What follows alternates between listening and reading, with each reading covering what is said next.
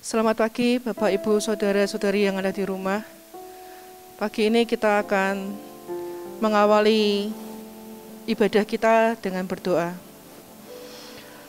Tuhan Yesus, kami mengucap syukur Tuhan untuk kasih setiamu dalam kehidupan kami. Terima kasih Tuhan untuk penyertaan-Mu di sepanjang minggu yang sudah kami lewati. Kami percaya kasih setiamu, berkat damai sejahtera-Mu tetap ada buat kami. Saat ini Tuhan, kami mau menghadap kehadirat-Mu. Kami mau mengucap syukur, memuji, membesarkan nama-Mu. Terima kasih Tuhan Yesus. Dalam nama Tuhan Yesus kami berdoa mengucap syukur. Amin. Bapak, Ibu, Saudara-saudari yang di rumah,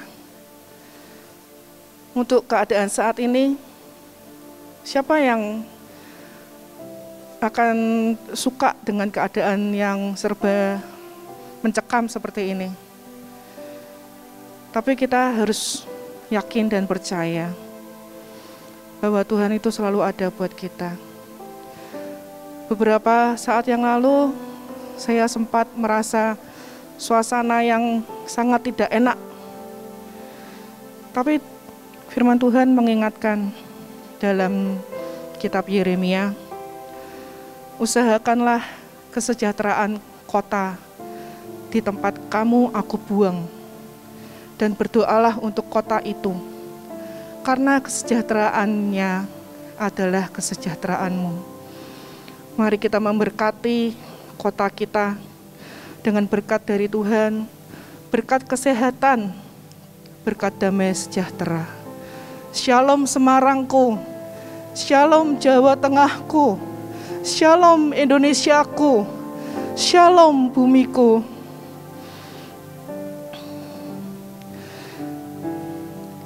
Shalom, Shalom, Indonesia penuh damai. Shalom, Shalom, Shalom, Shalom, Shalom, Shalom, Indonesia penuh damai. Shalom, Shalom, Shalom,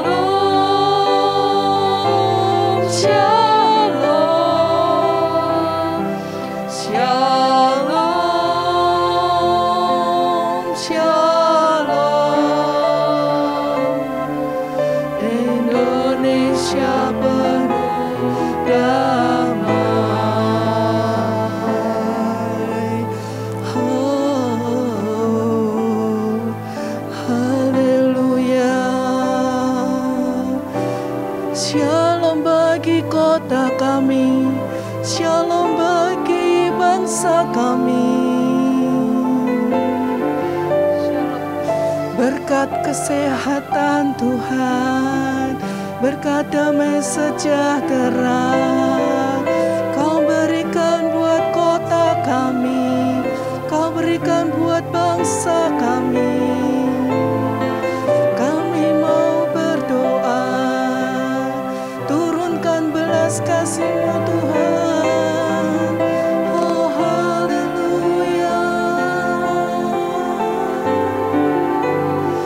Shalom bagimu kotaku, shalom bagimu Indonesiaku.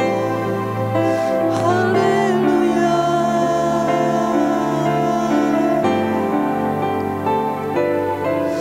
Haleluya.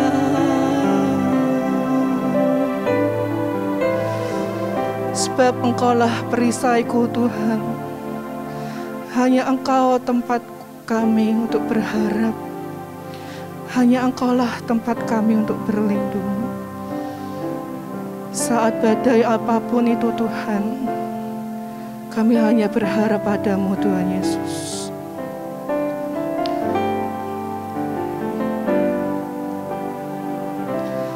Engkaulah perisaiku saat badai hidup menerpaku. Firman-Mu di dalamku tenangkan jiwaku. Ku kan berdiri di tengah badai dalam kekuatan yang Kau berikan. Sampai kapanpun ku kan bertahan, karena Yesus selalu menopang. Ku kan bertahan di dalam tekanan dengan kekuatan yang Kau berikan. Sampai kapanpun tak tergoyahkan, karena Yesus selalu menopang hidupku.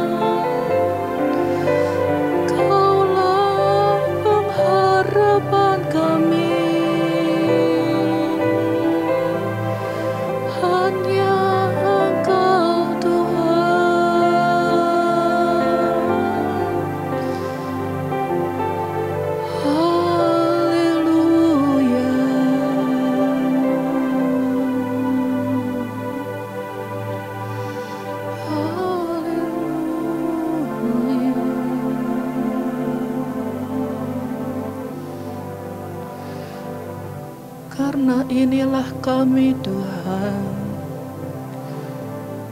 inilah kami Yesus, kami persembahkan hidup kami. Oh Yesus,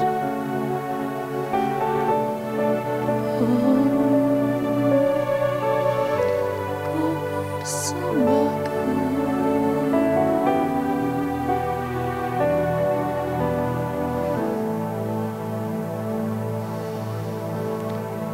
ini aku,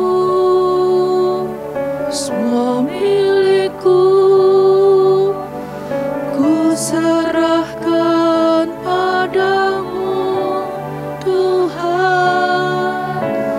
Penyesalan dan kebanggaan, suka dan duka, semua ku serahkan. Yang telah lalu, yang akan datang, hasrat dan harapan yang terbayang, masa depan dan rencanaku, semua ku serahkan dalam tanganmu. Ku persembahkan hidupku kepadamu Tuhan, untuk kemuliaan-Mu. Ku berikan hidup ini sebagai persembahan yang berkenan padamu.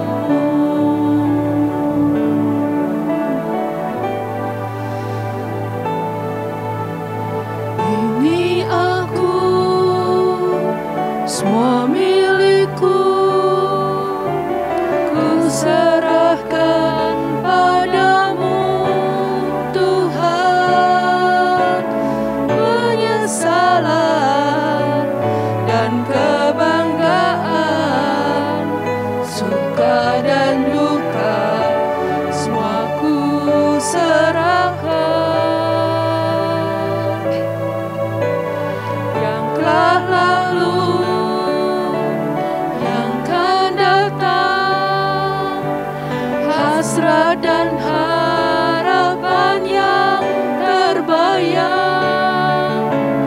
masa depan dan rencanaku, semua ku serahkan dalam tanganmu.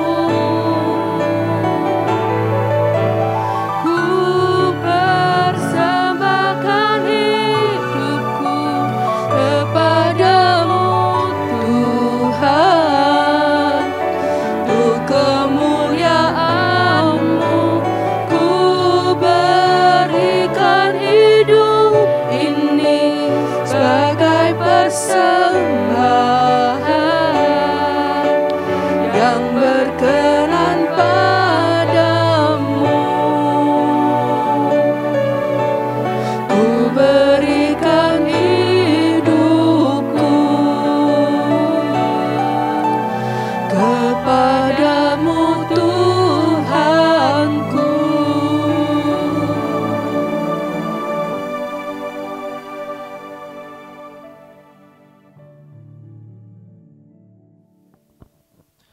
Shalom, selamat berjumpa kembali di dalam ibadah online pada pagi hari ini. Sebelum kita belajarkan kebenaran firman Tuhan, mari kita akan berdoa terlebih dahulu. Terima kasih Bapa di surga untuk pemeliharaan dan kasih setia Tuhan dalam kehidupan kami, sehingga kami masih dapat menjalani hari-hari kami bersama dengan Tuhan sampai pada saat ini. Kalau sebentar kami akan belajar kebenaran firman-Mu, kami mohon ya Roh Kudus yang menolong kami untuk membukakan pikiran dan hati kami, untuk kami dapat mengerti akan kebenaran firman Tuhan, dan kami boleh menjadi pelaku firman di dalam kehidupan kami. Di dalam nama Tuhan Yesus Kristus kami berdoa. Amin. Ya, saudara, pagi ini saya ingin mengajak kita untuk belajar tentang seorang tokoh Alkitab bernama Nabi Elisa. Sebelum memulainya, saya mengajak kita melihat sedikit latar belakang dari pemanggilan Nabi Elisa ini. Kita melihat di dalam 1 Raja-Raja pasal ke-19 dari ayat 13 sampai yang ke-18. 1 Raja-Raja pasal 19 ayat 13 sampai yang ke-18. Dikatakan demikian. Segera sesudah Elia mendengarnya, ia menyelubungi mukanya dengan jubahnya, lalu pergi keluar dan berdiri di pintu gua itu. Maka datanglah suara kepadanya yang berbunyi, "Apa kerjamu di sini, hai Elia?" Jawabnya, "Aku bekerja segiat-giatnya bagi Tuhan Allah semesta alam, karena orang Israel meninggalkan perjanjianmu, meruntuhkan mezbah-mezbahmu dan membunuh nabi-nabimu dengan pedang. Hanya aku seorang dirilah yang masih hidup, dan mereka ingin mencabut nyawaku." Firman Tuhan kepadanya, "Pergilah, kembalilah ke jalanmu, melalui padang gurun ke Damsyik, dan setelah engkau sampai, engkau harus mengurapi Hazael menjadi raja atas Aram. Juga Yehu cucu Nimsi haruslah kau urapi menjadi raja atas Israel, dan Elisa bin Safat dari Abel Mehola harus kau urapi menjadi nabi menggantikan engkau. Maka siapa yang terluput dari pedang Hazael akan dibunuh oleh Yehu, dan siapa yang terluput dari pedang Yehu akan dibunuh oleh Elisa. Tetapi aku meninggalkan 7.000 orang di Israel, yakni semua orang yang tidak sujud menyembah Baal dan yang mulutnya tidak mencium dia." Dari kisah sebelumnya dikatakan bahwa Nabi Elia itu sudah waktu itu kisah menghadapi nabi-nabi Baal. Beliau membunuh 450 nabi Baal. Tapi kemudian Elia ketakutan ketika Ratu Isabel waktu itu mengancam untuk membunuh Elia. Elia kemudian istilahnya depresi, merasa gagal sebagai seorang nabi, dan dia kemudian pergi ke atas puncak Bukit Horeb. Kemudian ketemu oleh Tuhan, Tuhan menegur, "Elia, apa kerjamu di sini?" Elia berkata, "Aku sudah gagal." Orang Israel masih tetap berpaling dari Tuhan. Tapi Tuhan memberikan tugas kepada Nabi Elia waktu itu. Dan salah satu tugasnya adalah Nabi Elia harus mengurapi Elisa untuk menjadi nabi menggantikan Elia. Itu latar belakang dari pemanggilan Elisa sebagai seorang nabi. Kemudian kita akan melihat di dalam 1 Raja-Raja pasal 19, mulai ayat 19 sampai 21. Dikatakan demikian. Setelah Elia pergi dari sana, ia bertemu dengan Elisa bin Safat yang sedang membajak dengan 12 pasang lembu, sedang ia sendiri mengemudikan yang ke-12. Ketika Elia lalu dari dekatnya, ia melemparkan jubahnya kepadanya. Lalu Elisa meninggalkan lembu itu dan berlari mengikuti Elia. Katanya, "Biarkanlah aku mencium ayahku dan ibuku dahulu, lalu aku akan mengikuti engkau." Jawabnya kepadanya, "Baiklah, pulang dahulu. Dan ingatlah apa yang telah kuperbuat kepadamu." Lalu berbalihlah ia daripada Elia, ia mengambil pasangan lembu itu, menyembelihnya dan memasak dagingnya dengan bajak lembu itu sebagai kayu api. Ia memberikan daging itu kepada orang-orangnya. Kemudian makanlah mereka. Sesudah itu bersiaplah ia, lalu mengikuti Elia dan menjadi pelayannya. Saya mengajak kita untuk melihat, mempelajari siapa Elisa ini. Ya. Nama Elisa memiliki arti Allah adalah keselamatan. Ya, nama arti yang bagus sekali. Di sini menunjukkan bahwa Elisa dan keluarganya, orang tuanya adalah orang-orang yang masih percaya kepada Allah. Di tengah orang-orang lain yang mungkin sudah percaya kepada Baal, kepada Asitoret, tapi keluarga Elisa ini masih tetap percaya kepada Allah Israel. Kalau kita melihat Elisa ini berasal dari keluarga yang cukup kaya raya. Ya. Dari mana kita tahu, dikatakan waktu itu dia membajak dengan 12 pasang lembu atau 24 ekor lembu. Ya. Ini tidak main-main. Ya. Rata-rata orang mungkin hanya punya sepasang atau 2 pasang lembu, karena seekor lembu itu harganya juga cukup tinggi. Tapi Elisa waktu itu memiliki 24 ekor lembu. Ya. Dan selain lembu, dia juga memiliki para pekerja. Ya, dikatakan orang-orangnya, berarti ada pekerja-pekerja, tenaga kerjanya dia. Dan dia pasti memiliki ladang yang luas, yang cukup luas. Karena membajaknya dengan 24 ekor lembu, tidak hanya cukup seekor atau sepasang, 24 ekor. Jadi Elisa berasal dari keluarga yang kaya raya. Ya. Artinya kehidupannya dia cukup nyaman. Ya. Masalah materi dia terjamin, ya. Tidak ada kekurangan. Dan hidupnya mungkin berada di dalam zona nyaman. Kalau kita melihat Elisa dari orang seperti itu. Tapi walaupun demikian dia juga orang yang rajin bekerja, saudara. Ya. Walaupun ada pekerja-pekerja, walaupun ada anak buahnya, dia tetap ikut membajak, ikut terjun. Ya. Dia rajin untuk bekerja dan terampil. Dari mana kita tahu dia terampil? Karena dia bisa membajak dengan 12 pasang lembu.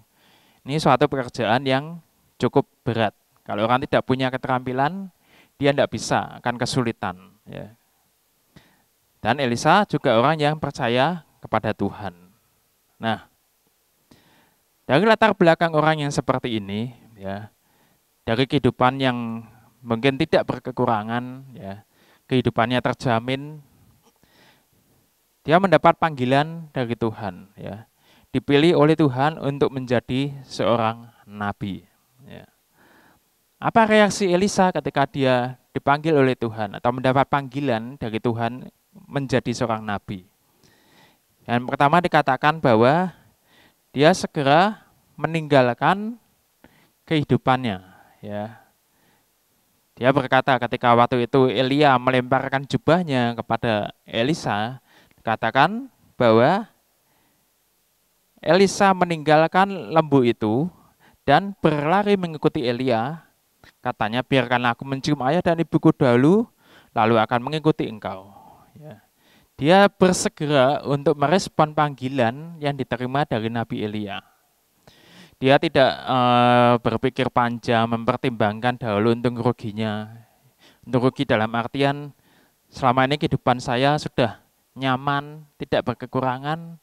Kalau nanti saya menjadi nabi, bagaimana kehidupan saya? Ya.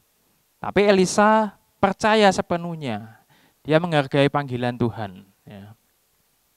Dia langsung merespon, dia berkata, saya akan pamitan dulu dengan orang tua saya, kemudian aku segera mengikuti Pak Elia. Ya. Jadi dia meninggalkan kenyamanan kehidupannya yang nyaman itu. Ya. Bahkan tidak tanggung-tanggung kalau kita melihat di ayat selanjutnya bahwa dia kemudian menyembelih lembu-lembunya itu. Ya, 24 ekor lembu itu disembelih, dibagi-bagikan kepada orang-orangnya, kemudian mereka makan, mungkin istilahnya perpisahan, saudara, dan bahkan bajak yang dipakai, ya, dijadikan sebagai kayu bakar. Apa arti yang bisa kita lihat di sini? Yaitu bahwa yang pertama, Ketika Elisa mendapat panggilan dari Tuhan, ketika dia dipilih untuk menjadi nabi Tuhan, dia segera meninggalkan istilahnya kehidupan lamanya dia. Ya. Kehidupan lamanya dia bersama dengan keluarganya, kehidupan lamanya dalam suasana zona nyamannya dia, kecukupan materi dan lain sebagainya. Dia tinggalkan. Ya. Tidak tanggung-tanggung, dia bahkan juga menyembelih ke-24 ekor lembunya. Bajaknya dibakar, ya, dijadikan kayu bakar bajaknya. Artinya bahwa dia menutup pintu untuk dia akan kembali lagi nanti menjalani kehidupan lamanya. Dia benar-benar menutup pintu kehidupan lamanya untuk dia melakukan panggilan yang Tuhan berikan menjadi seorang nabi. Ya. Artinya dia juga siap resiko untuk menjalani kehidupan yang baru, panggilan yang baru sebagai seorang nabi Tuhan. Dan sebagai nabi Tuhan pasti ada tantangan-tantangan baru. Pelajaran kita bisa petik di sini yang pertama adalah bahwa ketika kita, saudara, dipilih oleh Tuhan, ketika kita dipanggil oleh Tuhan, maka kita harus menanggalkan manusia lama kita, menanggalkan kehidupan lama kita, kebiasaan-kebiasaan lama yang tidak berkenan di hadapan Tuhan harus kita tanggalkan. Kehidupan daging kita harus kita tanggalkan. Ya. Kalau kita melihat di Efesus pasal yang keempat, ya. Efesus pasal 4 ayat 20 sampai 24. Dikatakan demikian. Tetapi kamu bukan demikian. Kamu telah belajar mengenal Kristus. Karena kamu telah mendengar tentang Dia dan menerima pengajaran di dalam Dia menurut kebenaran yang nyata dalam Yesus.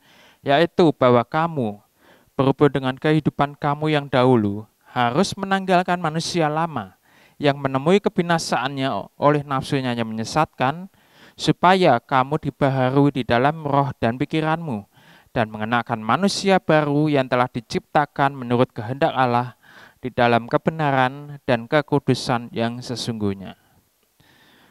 Ketika kita dipilih oleh Tuhan, kita diselamatkan oleh Tuhan, dikatakan kita harus menanggalkan manusia lama kita, ya. Manusia yang lama yang penuh dengan dosa.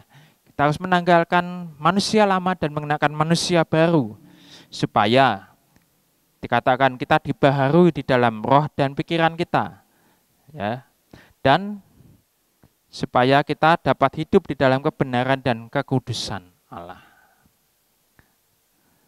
Lagu tadi mengatakan bahwa kita menyerahkan segalanya, masa depan kita, ya, cita-cita kita, impian kita serahkan semua dalam tangan Tuhan, karena kita percaya di dalam manusia baru yang Tuhan sediakan bagi diri kita, pasti ada pemeliharaan Tuhan, ada jaminan yang Tuhan berikan untuk kehidupan kita.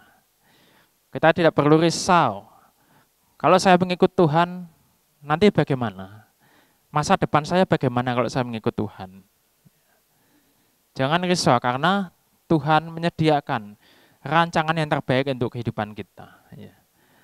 Nabi Elisa waktu itu ketika dia awal dipanggil, dia langsung tidak merisaukan nanti bagaimana kehidupanku di depan. Tantangan-tantangan di depan sebagai seorang nabi bagaimana? Dia dikatakan segera merespon mengikuti panggilan Tuhan.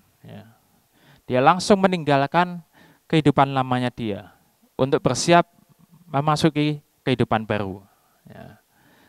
Karena dia percaya kalau Allah memanggil, kalau Allah memilih dia, pasti ada pemeliharaan Tuhan, pasti ada penjagaan Tuhan, pasti ada jaminan yang Tuhan sediakan untuk kehidupannya dia.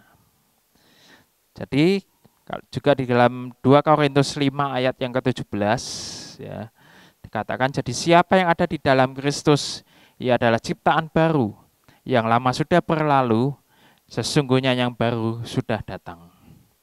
Kita sebagai orang-orang dipilih Tuhan, kita adalah ciptaan yang baru, kita sudah ditebus oleh darah Tuhan Yesus Kristus, ditebus melalui kematian Tuhan, supaya kita menjadi manusia baru.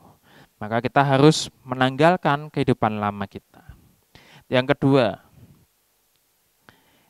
Elisa waktu itu siap tunduk di bawah Nabi Elia untuk dibimbing menjadi seorang nabi. Ya. Elia waktu itu memanggil Elisa dan Elisa mengatakan, setelah aku pamitan aku akan mengikut engkau. Ya.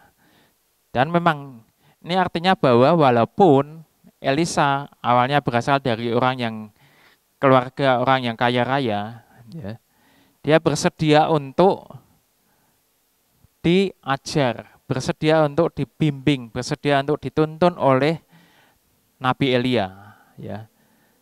Dipersiapkan untuk dia bisa menjadi seorang nabi. Nah, untuk mau dibimbing, diajar, ini membutuhkan yang namanya kerendahan hati, membutuhkan yang namanya penundukan diri. Ya.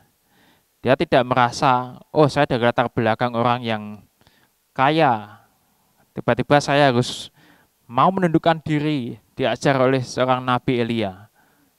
Saya gengsi, saya merasa tidak nyaman. Tidak, Elisa tidak seperti itu. Ya. Dia mau, konsekuensinya untuk dia mau belajar, mau diajar, mau dibimbing oleh Nabi Elia waktu itu, berarti menunjukkan bahwa dia memiliki kerendahan hati. Kita pun saudara, ya, sebagai orang-orang yang dipilih oleh Tuhan, kita tidak bisa hidup sekehendak kita sendiri. Ya. Sebagai manusia baru, kita dibimbing terus, diajar oleh Roh Kudus. Kita melihat di dalam Yohanes pasal 14, mari kita melihat dalam Yohanes pasal yang ke-14, ayat yang ke-26. Yohanes 14 ayat 26 dikatakan demikian, tetapi penghibur yaitu Roh Kudus yang akan diutus oleh Bapa di dalam namaku, dialah yang akan mengajarkan segala sesuatu kepadamu dan akan mengingat kamu akan semua yang telah kukatakan kepadamu. Roh Kudus dicurahkan pada orang-orang percaya untuk mengajar, untuk mengingatkan setiap firman Tuhan, setiap kebenaran yang sudah difirmankan oleh Tuhan kepada orang-orang percaya. Artinya kita harus siap untuk diajar, dibentuk oleh Roh Kudus, diproses, karena kita masih hidup di dunia, ya. Kadang masih bisa muncul kedagingan kita. Tapi itulah fungsi Roh Kudus, yaitu untuk mengajar kita hari demi hari, mengajar kita langkah-langkah kehidupan yang Tuhan rencanakan dalam hidup kita, supaya kita semakin bisa menjadi pelaku firman. Ya. Untuk itu membutuhkan yang namanya kerendahan hati, ketaatan. Ya. Kita diajar, kita mau dibentuk oleh Roh Kudus.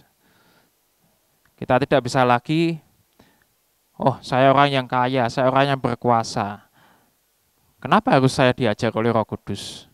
Saya seorang pemimpin, saya seorang yang pemuka. Kenapa saya harus mau diajar Roh Kudus? Ya. Jangan kita berpikir seperti itu. Ya. Roh Kudus harus mengajar kita dan kita harus tunduk. Kita harus belajar menundukkan diri, belajar taat ketika kita dipimpin oleh Roh Kudus, supaya kita bisa menjalani panggilan Tuhan di dalam kehidupan kita. Yang ketiga, Elisa orang yang bertanggung jawab terhadap panggilannya. Ya.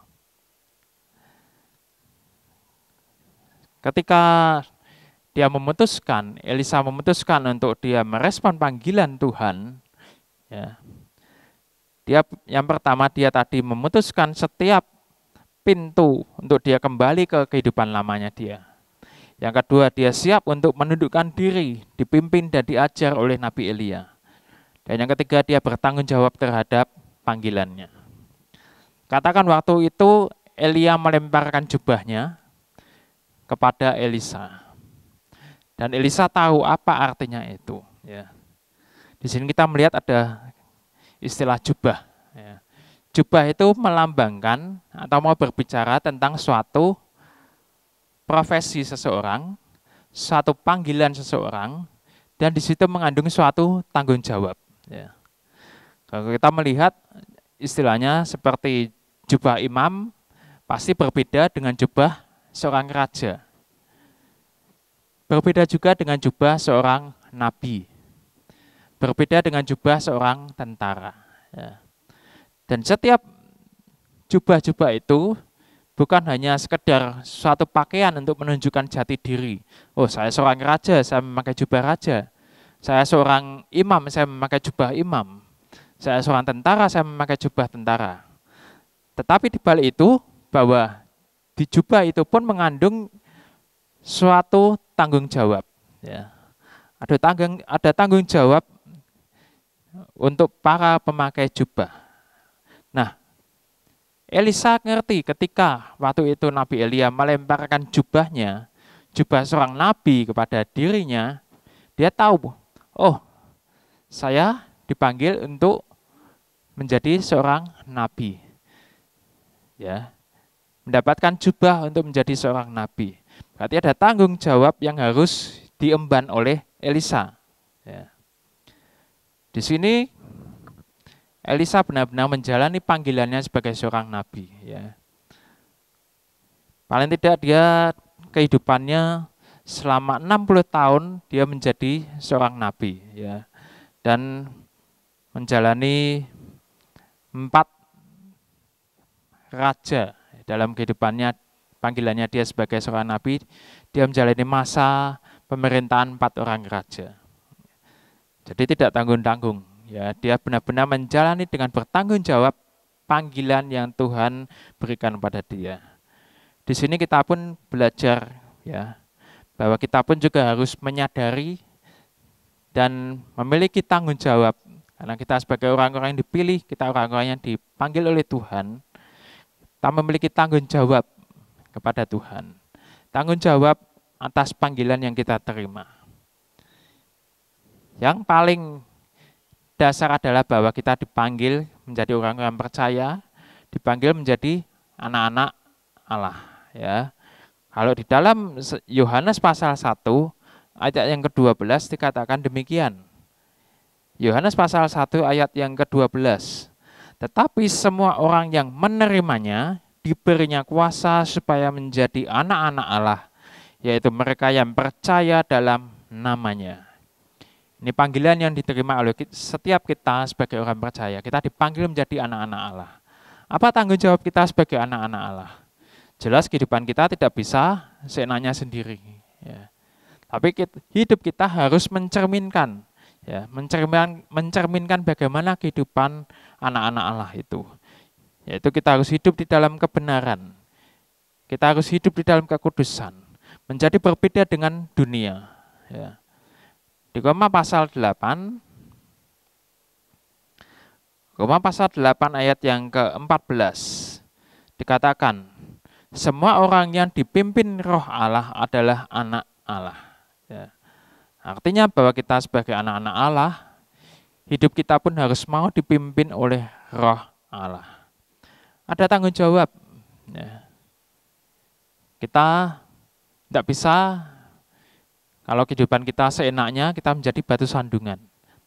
Tapi kalau kita memiliki tanggung jawab, oh saya harus hidup sebagai anak-anak Allah. Ya, saya harus hidup benar, harus hidup dalam kekudusan. Ya. Maka kita harus menyerahkan diri kita dipimpin oleh Roh Allah. Dari kisah Nabi Elisa ini, kita bisa belajar banyak, ya, bagaimana menjadi orang yang dipilih. Yang pertama bahwa kita harus, ya, benar-benar meninggalkan manusia lama kita, kehidupan lama kita, kebiasaan-kebiasaan lama, untuk kita hidup sebagai manusia baru, ciptaan yang baru.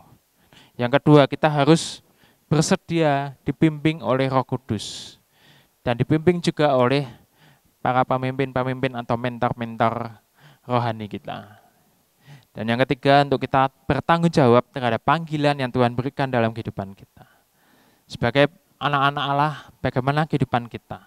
Ya. Kita menjadi berkat, kita menjadi teladan, kita menjadi penyebar kasih Tuhan bagi orang-orang di sekitar kita.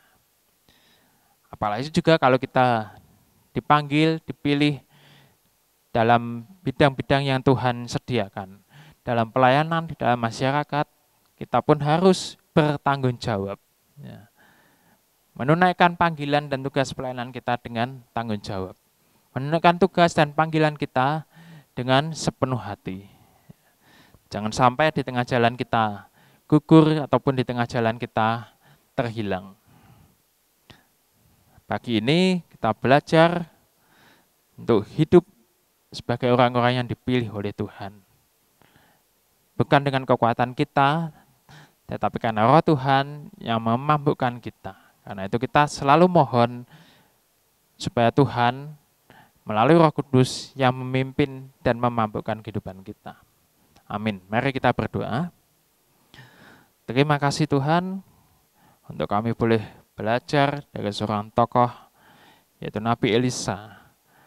Dan ketika Tuhan memanggil hamba-Mu ini, dia segera merespon, dia segera mengikuti panggilan Tuhan. Dia percayakan kehidupannya sepenuhnya, kehidupan yang baru di dalam panggilannya, sepenuhnya di dalam tangan Tuhan, dan dia tidak khawatir akan kehidupannya. Karena dia tahu Allah yang memanggil dia adalah Allah yang sanggup memelihara. Demikian juga kami juga boleh yakin ketika Tuhan memanggil kami, Tuhan memilih kami. Kehidupan kami ada di dalam jaminan tangan Tuhan, jaminan pemeliharaan Tuhan. Dan Tuhan yang sanggup bekerja dengan rencana-rencana yang terbaik bagi kami semua. Kami juga boleh belajar untuk kami siap dibentuk, diproses lebih hari lebih indah, supaya kami benar-benar menjadi anak-anak Allah yang menjalani rencana-rencana Allah yang Tuhan sediakan dalam kehidupan kami. Mari Roh Kudus proses kehidupan kami hari demi hari, sehingga dunia boleh melihat bahwa anak-anak Tuhan semakin lama semakin bersinar di tengah masa-masa yang berat, di tengah masa-masa yang kelam. Anak-anak Tuhan boleh tetap bersinar, boleh tetap hidup di dalam kekudusan, boleh tetap hidup di dalam kebenaran, dan menjadikan berkat bagi banyak orang. Terima kasih Tuhan. Di dalam nama Tuhan Yesus Kristus kami berdoa. Amin. Puji Tuhan, saudara, kita sudah mendengar akan kebenaran firman Tuhan. Tiba saatnya kita akan ambil bagian di dalam perjamuan kudus pada saat ini. Silakan saudara mempersiapkan roti dan minuman yang nanti akan kita pakai di dalam sakramen perjamuan kudus pada saat ini. Mari sebelumnya saudara kita akan datang kepada Tuhan lebih dahulu. Kami bersyukur Tuhan, Engkau menyediakan perjamuan kudus bagi kami.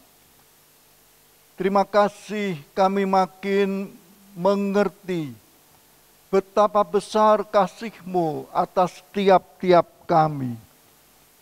Terima kasih Tuhan, Engkau rela mengorbankan hidup-Mu untuk kami.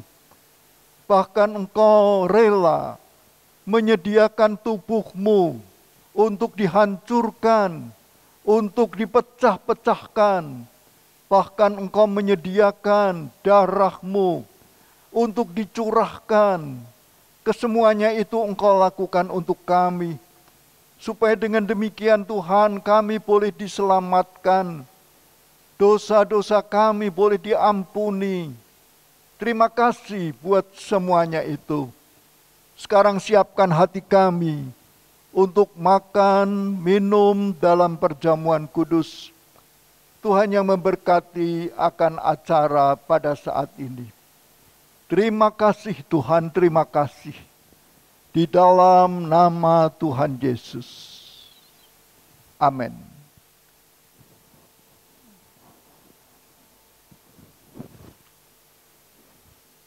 Saudara silahkan saudara pegang roti. Mari kita angkat roti ini, saudara-saudara. Ingatlah bahwa tubuh Tuhan Yesus telah dipecah-pecahkan untuk mengampuni akan kita semua. Sebagaimana pada waktu Tuhan Yesus akan disengsarakan, Dia mengambil roti. Dan kemudian roti itu dipecah-pecahkan sambil katanya, inilah tubuhku yang dipecah-pecahkan untukmu. Sebab itu perbuatlah demikian menjadi peringatan akan aku.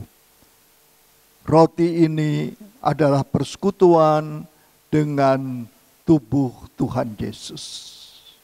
Mari kita makan dengan penuh syukur. Amin.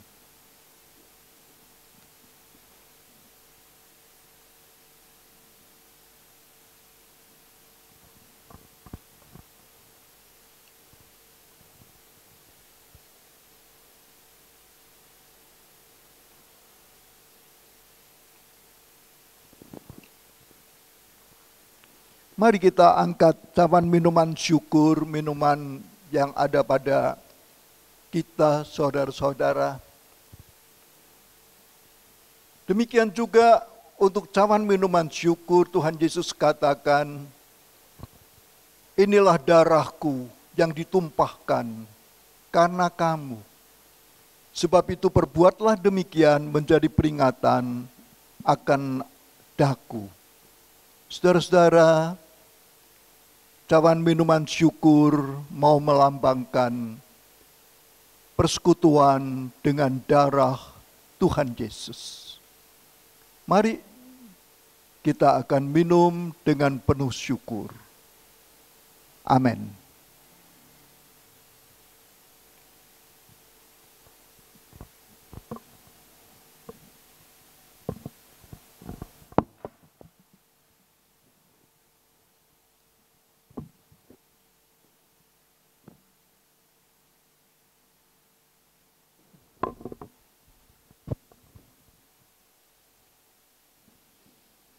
Mari kita akhiri, saudara-saudara, ibadah pada pagi hari ini dalam doa. Puji syukur Tuhan, kami berterima kasih. Kami dikuatkan lewat perjamuan kudus. Kami dikuatkan lewat kebenaran daripada firman-Mu. Biar kiranya kami terus berjalan bagaikan Elisa pada zaman sekarang ini. Untuk kami memiliki kerendahan hati, di dalam kami menerima akan pilihan dan akan panggilan-Mu. Engkau yang telah memanggil kami, seperti halnya Engkau memanggil akan Elisa. Kami belajar kalau Elisa meninggalkan segala sesuatunya, Tuhan mau supaya kami meninggalkan segala sesuatu, ego kami. Demikian juga kehidupan lama kami.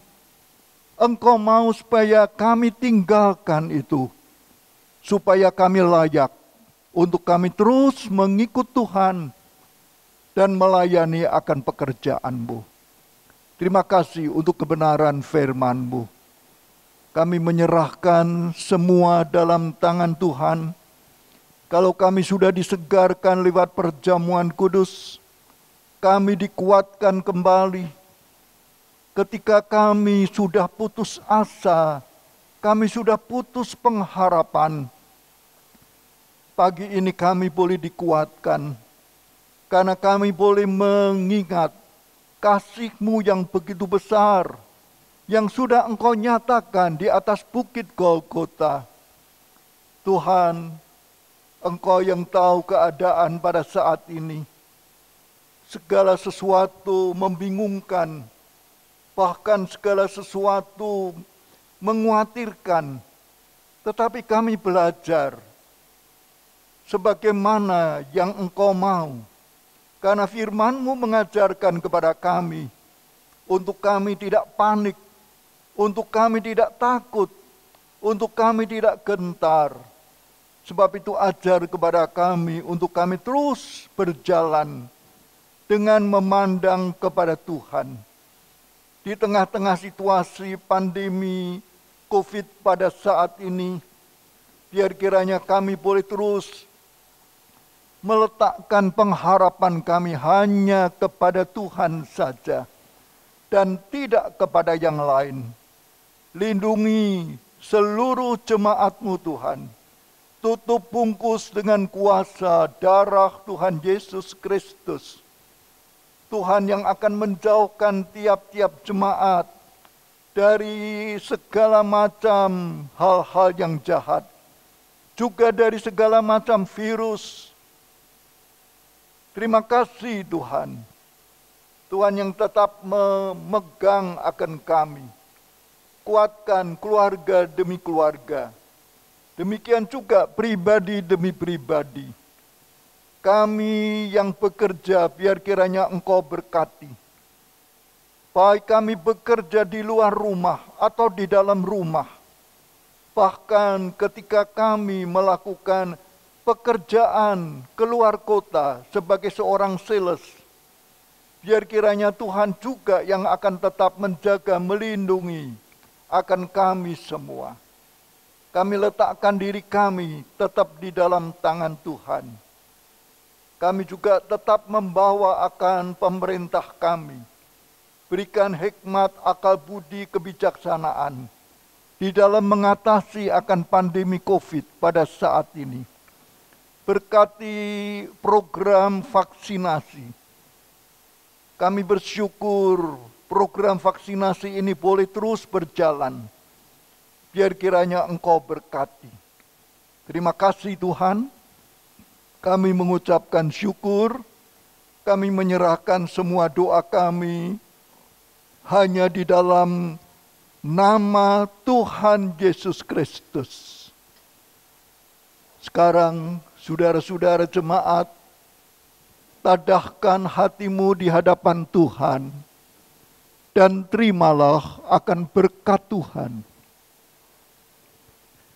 Anugerah Tuhan Yesus Kristus, kasih kesetiaan Allah Bapa di dalam persekutuan dengan Allah Roh Kudus, kiranya beserta dengan saudara-saudara semua, dari sekarang ini sampai selama-lamanya, sampai pada waktu Tuhan Yesus Kristus datang untuk kedua kalinya. Amin.